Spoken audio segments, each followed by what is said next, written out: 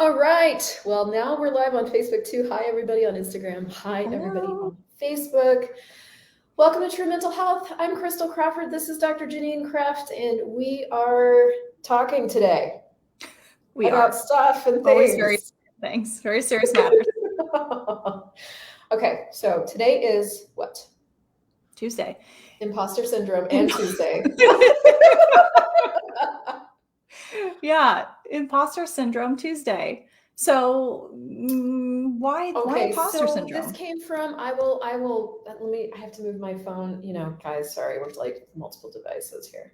So Riva, in my community, Riva asked this question. She's like, I'm dealing with looking at my choices, and my question about it is, what would it take to not make me wrong for what I choose? I'm looking at self-doubt, and my question about it is, what would it take to be at peace? And as you and I were looking at just the energy and, kind of the themes popping up everywhere, you's like, well, why don't we talk about imposter syndrome? And I'm like, what? What is this word you speak of? What is this word you speak of? Yeah, well, imposter syndrome, it was coming up along with my folks who I was running a beta program with, some entrepreneurs. And so the idea of imposter syndrome being that, the definition was something around high achievers overly doubting themselves. So someone almost doubting their abilities in a way that doesn't match where they're actually able. And so I get where this is different than me saying, I have imposter syndrome with basketball. Let's say it's like, well, I actually don't have the skills. Like I don't practice. I really never played. I am an imposter with basketball. So I'm definitely an imposter with a basketball player, right? So that's different than that. This is more about you have the skills, you have something to offer, but people go into so much doubt about it that it stops them, and they do a lot of like spiraling, looping about it. Yeah. What was I reading? I was reading a book by Brendan Burchard this last week called High Performance Habits, which I actually think you would love. I was going to tell you about it. It's a quick and dirty read in the sense of like, if you've been in the game and you're in it and choosing and stuff, there's a lot of things that he says that kind of articulate what you already naturally know. But for people that are like, kind of dancing around starting something, he says some things that I'm going to butcher, but I'll try, that I think are really important to get. And one of the primary energies that he really presents in the book is like, look, if you're going to start something new, or you're going to be high performing anywhere, which really, like, we can break that apart and kind of go, well, this is very individual, high performing from your point of view. You're going to get dirty, it's going to be messy, and you're going to be uncomfortable. That's essentially like, you just got to get ready to pull your big girl panties up and get to work. So I loved that because it paralleled a lot of the things that I talk about too. The reason I bring that up with imposter syndrome is that what I see a lot of people doing, and what I have done also, is exactly that, dance around a choice, feeling like a fraud, feeling like I can't, feeling like, and then the moment I choose to go forward, choose the program, choose to create something, all of those feelings become irrelevant. They just fade away. And the choice then, and the activity associated with that choice, and the actions you're just naturally taking, usurp the feeling. And so to me, that's always been my go-to when I'm walking around like feeling like a fraud. It's like, I don't know. Yeah. So what I was getting from that was just like the Nike, just do it. Like, just do it. You know what I mean? It was kind of like, it doesn't matter in the sense of like all the feelings that were coming up ahead of time really just stopped you, or like they paralyze you. And that's where I kind of get that. No, something else. This is the thing that drives me crazy, though. People go, well, these feelings are stopping me. No, there is nobody that can stop you except for you. It's true. Nobody can stop you except for you. And so I appreciate articulation of things more than anybody. And I love that we're putting names to things and calling things things. But if you stop there and you go, well, I have imposter syndrome. Is this true? And then be my first question. Or is it that you're unwilling to choose, which may be more true? And is it something you have to get drugs for or get over? Or is it something you have to be willing to just go, fuck it, I'm a gift, and choose in a different direction? And I guess my question to you is like, have you ever dealt with this? Is this something that No, like, never, of course, never, ever. You're perfect. No, my literally, that's exactly my feedback in my pre-doctoral internship. I remember they're just like, you doubt yourself basically so much. And so they're really just trying to get that I, based on where I was at and my abilities, like it just kind of own it, step into it, choose it. Like, and it was just different at the time. I was like, okay, I guess, but I'm trying to be like humble, be too cocky, or it was something about not wanting to embody a more confident energy. And I mean, certainly this year, and like, as you know, being kind of my first year in business and my business evolving and things like that, and now working with entrepreneurs, it's kind of like, you know, I can definitely go into that. Well, like, you know, I've been on social media for a couple of years, but I've done business for a year. I'm like, yeah, I know some things, but I don't know all the things. And so like, what really can I teach? And it's kind of like just putting words to the energy of wanting to translate that to folks. Like, what am I teaching? What is okay for me to teach, right? And I think this also comes from the system in the sense of like, well, you have to do this many degrees, get this many hours in order to be certified to teach something. And I'm like, well, and what else is possible with that? I think I say this in almost every episode, but to me, it's both, right? Like I think we're so used to like going, well, it's either this or this. Well, either you use your natural abilities and you just like, you have them, like run with them, or you go educate yourself. So we tend to even do black and white with those two things. To me, it's like this combination of both things. Yeah. First of all, like without choosing stuff, you can't get awareness of stuff. So like you in particular have a natural ability with business. So do I. When I realized that I wanted to, like 5 years ago, 6 years ago, when I realized I wanted to start working with other entrepreneurs to encourage them and support them and empower them to be great too, I didn't know how I wanted to do that, just that I could. I knew that I could, and I knew that I wanted to. I kind of had those two things, and I knew I had some innate capacities from like, you know, building things for other people and myself. So I had bits and pieces of information, which I think is where we all start. Like even when you've gone and gotten your degree, like you did, when you start, okay, actually, this is a question. Like, so you went and got degrees, like a lot of degrees. You have a PhD? Yes, ID, but it's like it's similar. Sweet Lord Jesus. So my question for you is like, so you got your degree, when you went out and into the job world, were you comfortable? Okay. No, that's the thing. It's like I got my master's and I was like, there is no way I can like do the thing and be a therapist. And well, have to get more information. Then I got my PsyD and I was like, this is it really? And so now I've done certification after certification after certification. Yeah. And I was really getting that. I was like, well, at this point, geez Louise, I'm like seeking outside of myself to confirm what I already could offer. Yeah. So you're telling me that you've never been comfortable at any point, not as a, you know, like you became a new facilitator. So now are you comfortable? No, no, I'm wildly uncomfortable. Okay. More and more every day. I mean, because it's like I just continue to reach. Uncomfortable. You know? I basically tell people, I'm like, look, when you're in the process of creating yourself, which is basically all the time, you're going to be uncomfortable like that. Yeah. Let that be your new comfort zone, is the uncomfort of creation. Yeah, I forget. Well, I guess my point was like, you even got all these, psychology degrees. And then even when it came time to like going out and getting a job or becoming a part of the world or whatever that means, you weren't comfortable. So, you know, it isn't, as it turns out, a result of having enough education that brings the comfort. It's the willingness to be uncomfortable that brings the results. Yeah. Something's popping for me right now, and I'm getting like, is it like the control or the willing to be messy? Because I get the imposter syndrome almost shields one from just stepping out and being messy and getting it wrong versus like needing to control it and do it right and perfect. Yeah. You know what I mean? Yeah, and that really plays into the coping conversation that I'm having in my business. You know, starting Thursday, I have a 3-part coping call because we learn so much. We learn to cope. We learn to cope with all kinds of things. And then, you know, so those of us that are naturally make ourselves wrong and need to get it right in order to not be wrong. Those two things sort of go hand in hand.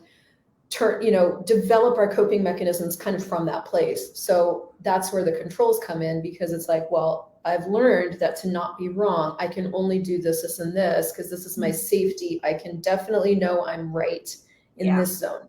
Outside of the zone, I don't know if I'm right. And so that requires a willingness to be wrong, which a lot of people never choose beyond and let themselves be stopped by.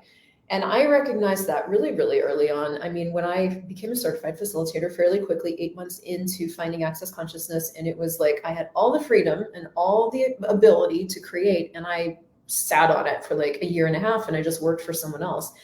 And there was brilliance in that. I built my social media presence, and more people got to know me, and I learned some stuff that I didn't know before. But it still came to the day when I had to choose something. I was either... And of course, I created it to be super intense. Like I had no money left, and I quit my job, and like, of course, Sounds fun. Dramatic. But okay, fine. I forced my own hand. It was like choose or die, and I chose, and I leapt, and I created something, and I made my first like $900 online, and I was like, holy fuck, maybe I can do this. And losing my point again. Where did I start with this? Gosh, well, I was following the imposter part of like you created space for that time before actually choosing it. Like things had to get really uncomfortable before leaping. And I was saying, like, going outside the small zone where you can be right into the zone where you aren't certain you're right. In fact, you're pretty sure you're going to be wrong.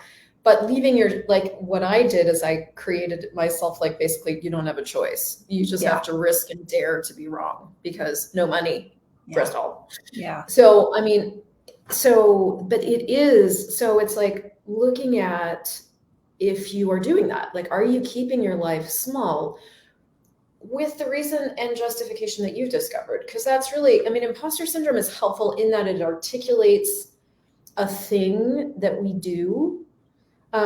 And kind of unhelpful in that it's used as a diagnosis of like, well, you have this. Well, do you? Or do you have a really immense ability to,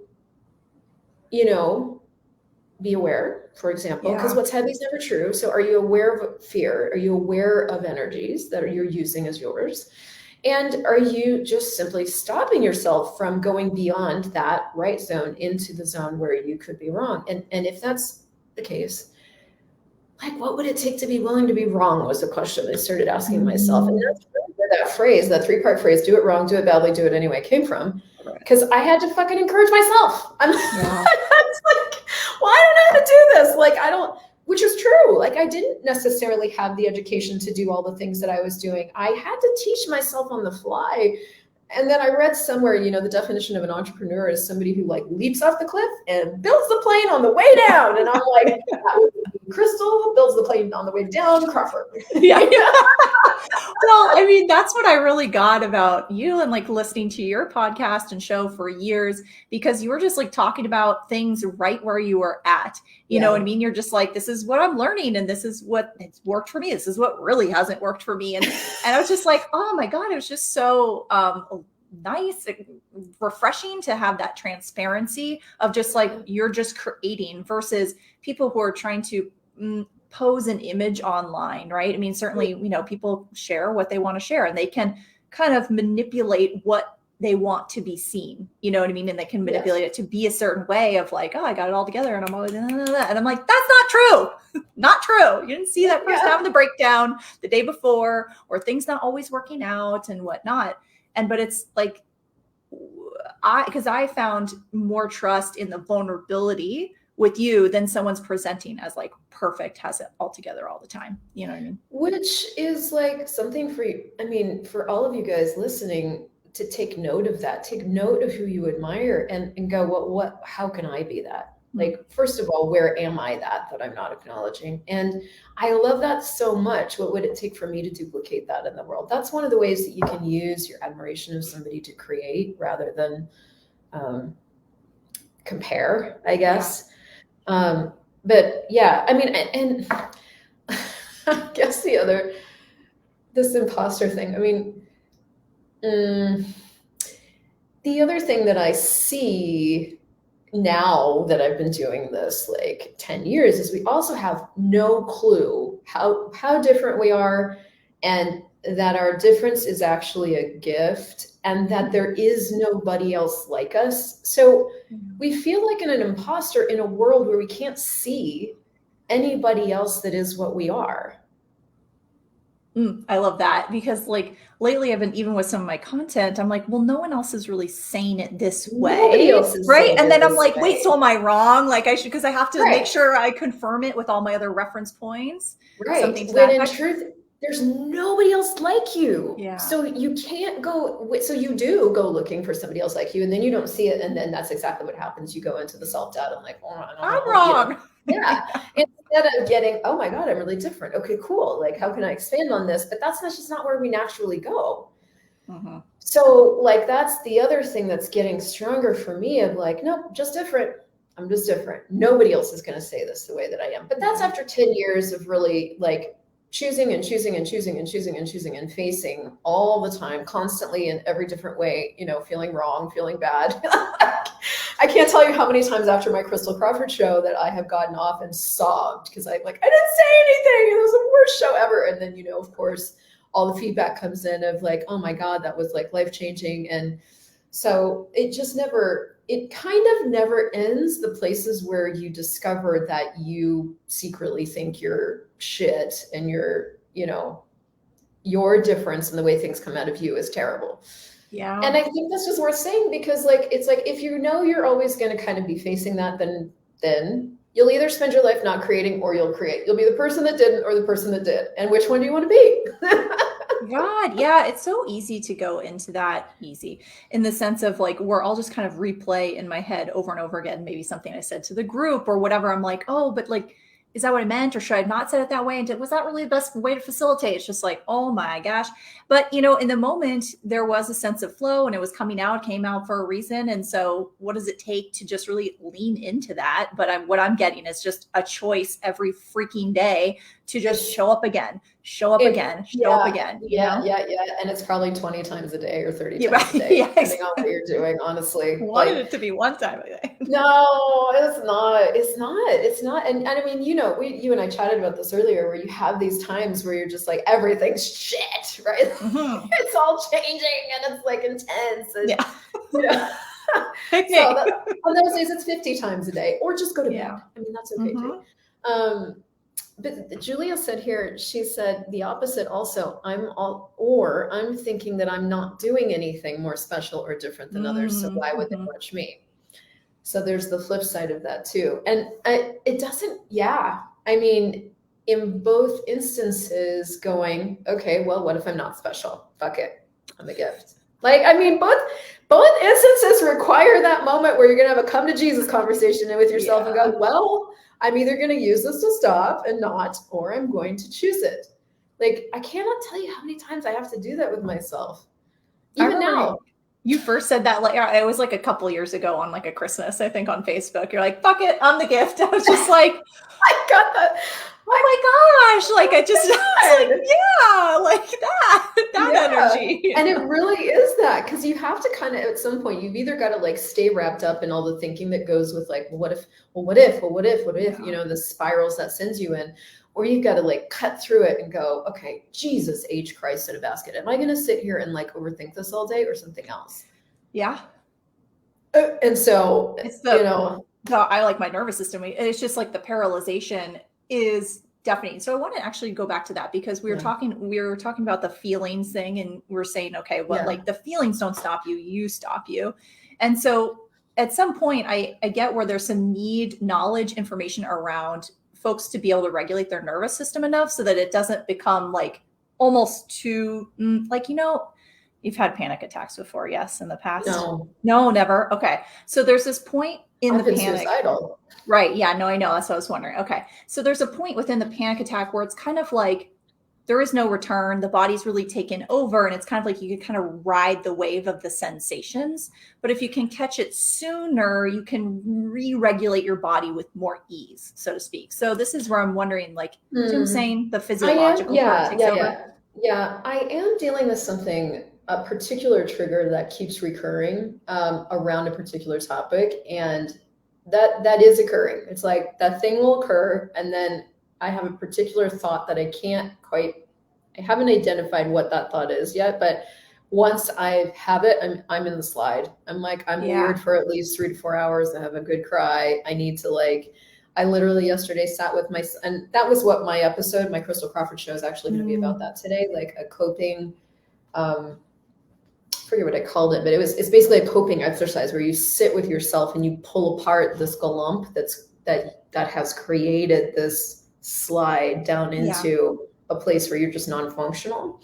So I still do have those occur, not around panic, but so I guess what I would say about that is I think we all do coping different, right? Mm-hmm. So some of us take ourselves out of being present with panic. Some of us take ourselves out of being present with anger or resentment or, stonewalling. There's a lot of different ways that this occurs, but I think it speaks to what you're talking about. And I had to sit with myself. It was probably 4 hours that I was with me and just journaling and looking at it and pulling it apart, and really, for me, using access consciousness tools like puck and potting things and allowing my body to calm down. But it wasn't just allowing my body to calm down. It was looking at the points of view, creating the slide, because I was holding on to this deep pit I was in based on the points of view that I had around it. So I had to really look at the points of view. And once I got to the point of view that was like the pin, it let go and my body relaxed. So I think you can kind of go after it 2 different ways. You can go after it from an energetic point of view place. You can go after it from a physical, but what both of those tactics do is they interrupt. Interrupt the thing. Yeah. Well, from that, I was kind of like, oh, what you were doing there, in my sense, was almost relaxing or easing into the process, leaning in rather than continuing to force something else, like must get out of this or must keep working because I've decided I'm going to get X done today, versus, okay, what is this? Can I lean into this, explore, extrapolate, take the space and time for that? Because that's not always what I do. I'm just go, go, go, go in generator mode versus really listening to that energy and allowing that to be the contribution that does actually propel you to the next place. Well, I guess the thing for me, or the priority I have in my world, isn't just getting the things done. The priority that is also right at the top of my list is getting access to more of me, and what these situations, what you want to have as your life, who you have in your life, all the situations you have in your life, everything you've been through is actually the possibility of becoming more of you. It isn't just the death of you. And I think I had to really, I don't know what changed that for me, but I started to get okay, I had a really hard time with my mom, for example. She comes up a lot in my examples. She's, so much about that. But that was either going to be the thing that destroyed me, or it was going to be the dynamic and the relationship and the thing that I used to get access to more ease, to get access to more glory, to get access to more of my ability to choose and go around all the coping that I did with it before. So to me, that's just as valuable as accomplishing or pushing myself forward into the tasks or the things that I've decided I need to do. Because if I can get access to more of me via this fucking trigger, then bring on the fucking trigger. Because I am going to use the shit out of that motherfucker to get greater. And that's my point of view about everything. And I think that's why imposter syndrome doesn't even really register for me, because at some point I turn around and face the thing and go, bring it. Okay, I don't know how to do this. I will avoid, and I didn't know how to file my back taxes, and I had all kinds of questions, and there was so much learning curve involved in global taxation, et cetera. And I avoided it for 4 years. But when I turned around to face it, I was like, bring it on. What do I need to read? So maybe that's how I do it. And I'm pretty aggressive. But that might be worth looking at for some of you, and that's to go, am I going to keep letting this thing, this topic, this choice, this relationship get the better of me, or am I going to face it and go, what is required here, and get greater?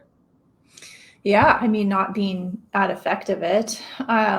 Something earlier you're saying regarding kind of like wanting the trigger to get more access to you versus the doing. And I was like, oh, it's because like the doing's a distraction sometimes, Sometimes, and sometimes not. I mean, Yeah. so it's like you can't always lump it into Yeah. like, if you're doing, you're distracted. No, Yeah, I mean, yeah. there's a lot of, when you're being you, there's a lot of doing you naturally do because you like to work.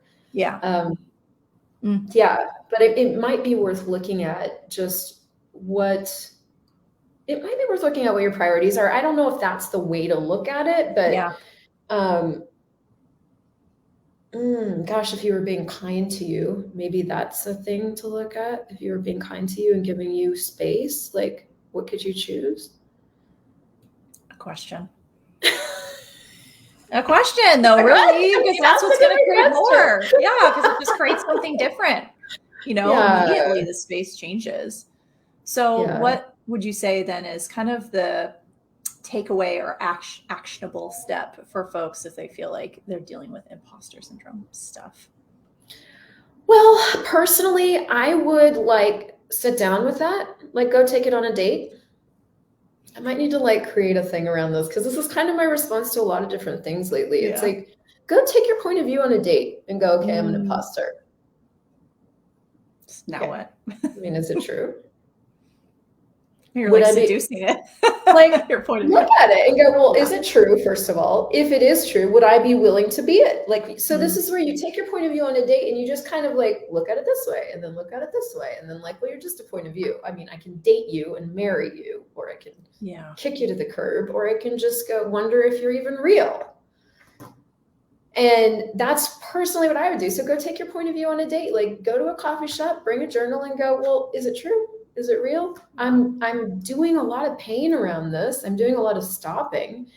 I guess I could, if we separated those two things and looked at them as different universes of, okay, I'm stopping. Okay, good. This is what I'm using to justify stopping. How's that working? So, is it working? Is this the life that I want to live? Because I'm creating this. Yeah. I am choosing this. This is what I'm choosing to create from this. Is that working for me? Or, is there something else I can choose that would actually work better for me? Because once you shine a light on something, that's when you start to get if it's got any power. Shine the light on it, man. Put it in the spotlight. See if it's true. Is it even yours? Did you buy it from somebody? Did your mom do imposter syndrome and you got that was the way to be? Put some light on it and see if it survives. And then really look at, what do you want to choose? Yeah. I mean, you could create from this for the rest of your life. Is that going to work for you? And see what comes up. I'm just, I was like, that was such an elegant way to put it. I was going to be like, well, cry and then choose it anyway. I like your plan to cry and just choose it anyway, because that's in show up and if your throat cracks, you get hives or whatever, all that anxiety stuff that shows up, and just choose it anyway and be willing to have it be messy and imperfect and show that others can choose that too. Yeah. Because it's on here we just show the highlight moments and it's not all that. So everyone's showing up the mess they are, the mess they be. Be the glorious hot mess you truly be. Fuck it. You're a gift. You don't even have to believe that. Just say it a lot. Fuck it. I'm a gift. At some point. Capital G. Cool. Well, I have a 3-part call coming up this Thursday on coping. And if you're watching this in the future, it's called Ending the Stress. And you can very likely find it in my shop. If you'd like to be live and you've never done an Access Consciousness class before, come join us. You can find it on my website at crystaljoycrawford.com. And what is happening? My membership is ongoing. It turned into be an open door thing. So people are welcome to come in, super low cost, to get, content and a couple live calls a month. And, the same kind of idea of exploring psychology, energetics, and consciousness, a little bit different, but yeah. Awesome. All right. Well, if you guys got anything out of this, please share it. Help us spread the word. We are True starting mental health. to feel like we know what we're doing. Yeah. It's not true. At some point. Episode 1000, we'll get it. All right, you guys, we adore you so much. Share this if you loved it, and we'll see you next week. Bye, guys. Bye.